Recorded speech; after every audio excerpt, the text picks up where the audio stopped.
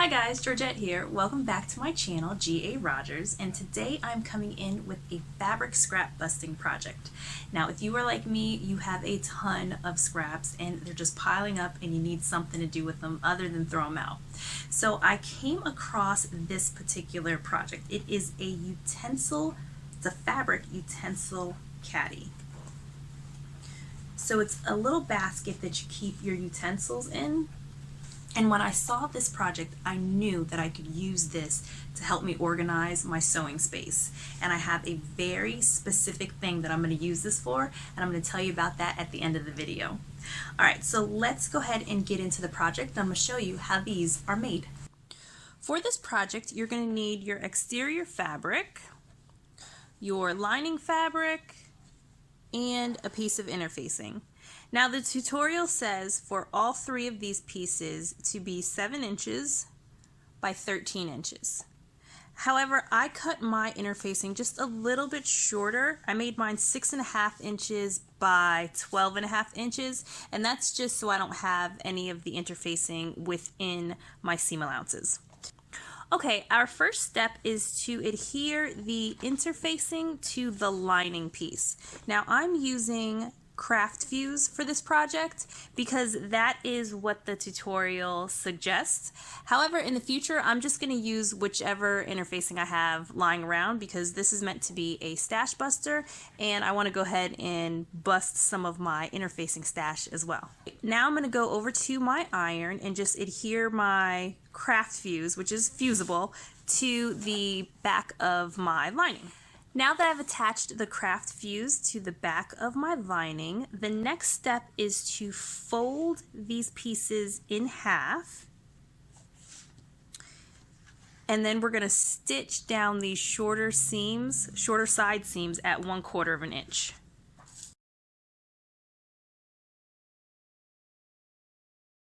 And now we're going to repeat the process with the exterior fabric. So we're going to fold it in half, and I'm going to pin down these shorter side seams so I can stitch it at 1/4 of an inch seam allowance.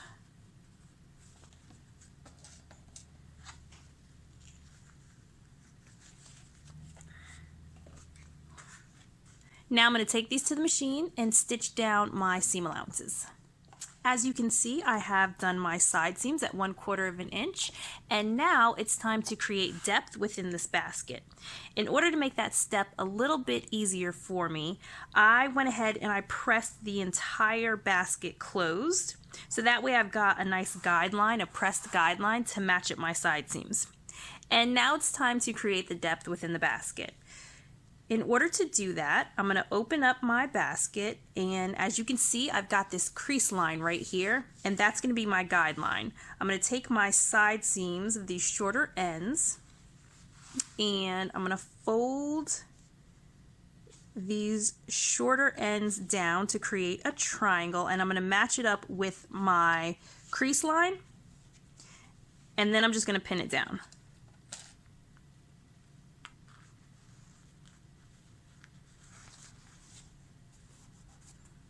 Okay, and then I will repeat that for the other side. So I'll open up my seam allowances,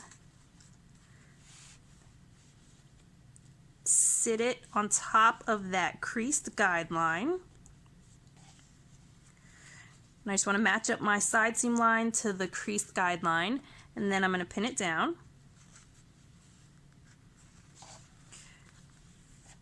And then I'm going to do the exact same thing on the lining.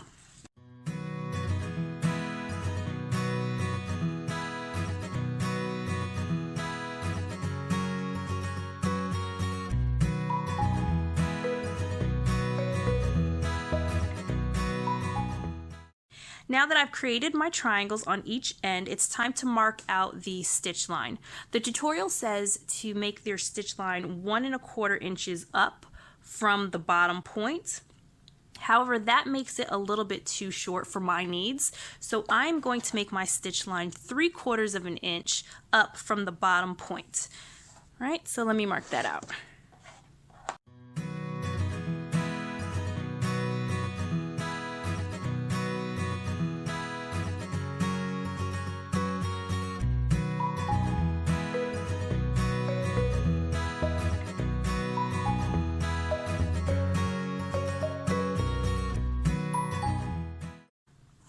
Now that my lines have been marked, I'm going to take this over to the machine and I'm just going to stitch right along this line to create the depth of this basket. My triangles have been stitched down. It's time to cut off the seam allowance. So I'm going to leave myself 1/4 of an inch seam allowance. I'm just going to put my ruler, mark my seam with that 1/4 of an inch line on my ruler and cut off the rest of it.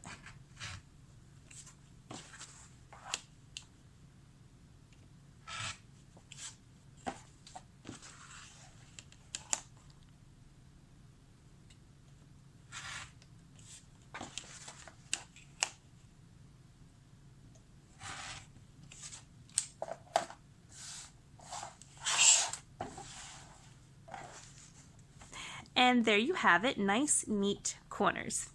Now the next step is to bag the lining. In order to do this, I'm gonna go ahead and flip my exterior fabric right side out. I'm gonna pop out my corners while I do so.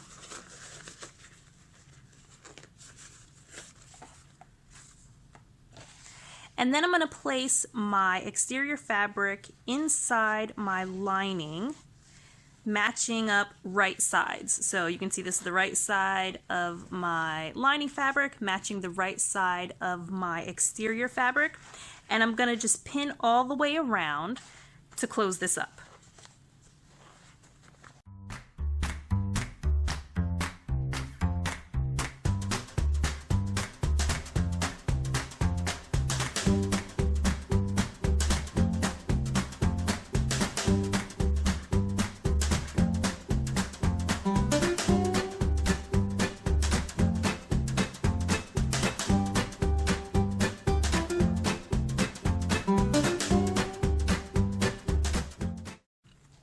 Now that I have my basket completely pinned together, I'm going to take it to my sewing machine and stitch it at 1/4 of an inch seam allowance all the way around except for here. I'm going to leave myself a little bit of an opening here so that I can flip this basket right side out. So let me take this to the machine. As you can see, my basket has been stitched together and I went ahead and I pressed down the seam allowances at the opening where I'm going to need to flip this basket right side out. Now my next step is to take out these basting stitches and flip it right side out.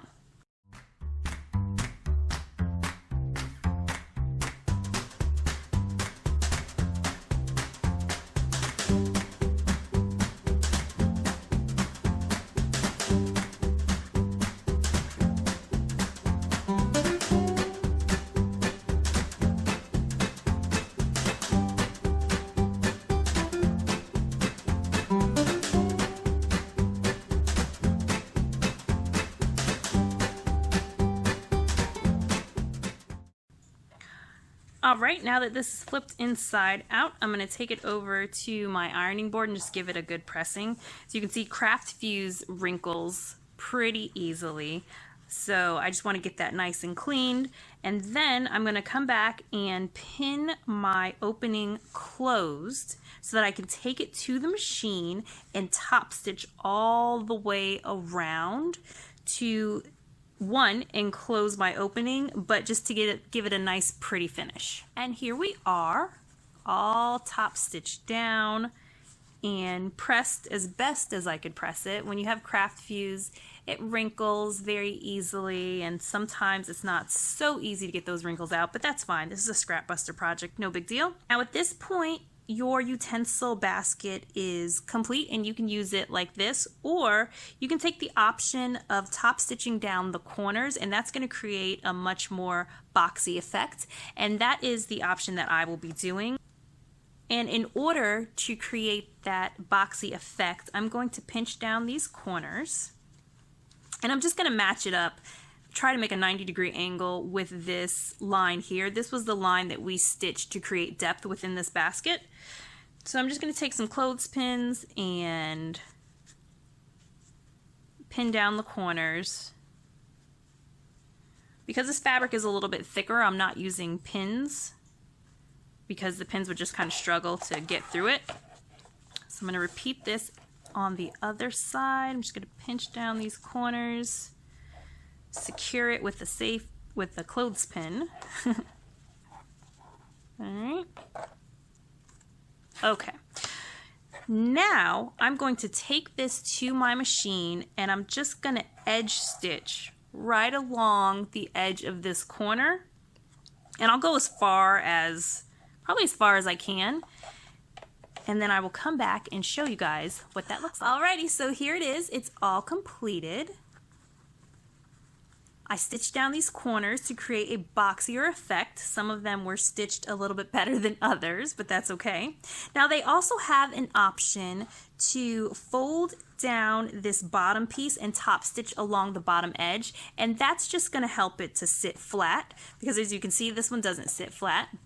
However, if you do that option, you are going to lose a little bit of your width here. So it is going to be a little bit shorter, but if you need it to sit flat, that's a really good option. For me, I don't. For what I'm going to use this for, it's perfectly fine that it rolls. It's totally fine. So I'm very, very happy with this make. And now it is time for the big reveal. It's time for me to show you guys how I'm using this utensil caddy in my sewing room to help me organize my sewing space. Alright, so you're probably wondering what I'm going to use these little caddies for. And the answer is zippers. These caddies make perfect zipper holders. So I had a real problem storing my zippers. They were really just all over Actually, let me go ahead and show you how I was storing my zippers. Alright, so initially I was storing my zippers in this bag, and once upon a time they were categorized by color, and then I just put a rubber band around each set of colors to keep them separate. However, throughout the years my rubber bands have broken. You can see right here. They've popped, and so it's created a real mess inside this bag, and I have to dump out all of the zippers in order to find the size and the color that I need. So I am going to transfer this entire mess over to this little set of drawers, and I've gone ahead and I've put my zipper containers within the drawers, and I've also made the linings in the same color as the zippers that are going to be stored in each one of these little baskets. If I had that color lining. So I like to organize my zippers by the rainbow color. So this is going to be reds, oranges, yellows, and greens. And then in this drawer, I'm going to have blues. So you can see I didn't have a solid blue lining, so I just used something with blue in it. And then we've got purples, whites, and these are going to be black. And this one is the one that I just used a bunch of little pieces to quilt together the lining. And then finally, I've got this extra one. This one I'll probably keep like grays or my metal zippers. I haven't really decided, but I thought it might be helpful to have one extra one just in case. So I'm going to go ahead and organize all of my zippers, and I'll get back to you.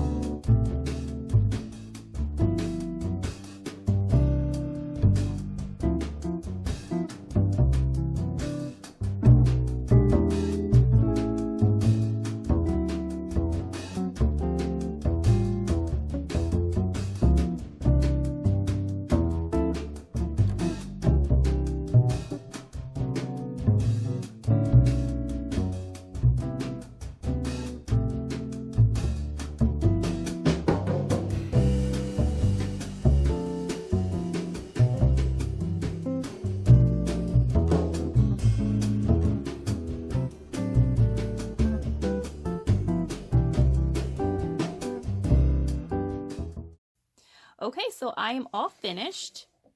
As you can see, all of the zippers are in the right color cases. Now, this is still a little bit messier than I would have liked, but it is far better than how I had it stored before. I do need to create one more of these little spare ones, down here, because right now this basket is sharing I have my gray zippers in here. I only have two, amazingly, and the zippers with the metal teeth. I like to keep my metal teeth zippers separate from my nylon coils. So I do need to create one more of these, and I'll stick it probably in here. So that way I can separate the metals from the gray.